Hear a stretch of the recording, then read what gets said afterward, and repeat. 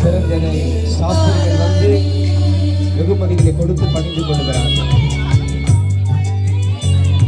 மேய்ப்பர்களும் ஆடு மேய்க்கிற மேய்ப்பர்களும் வந்து இயேசுவை பணிந்து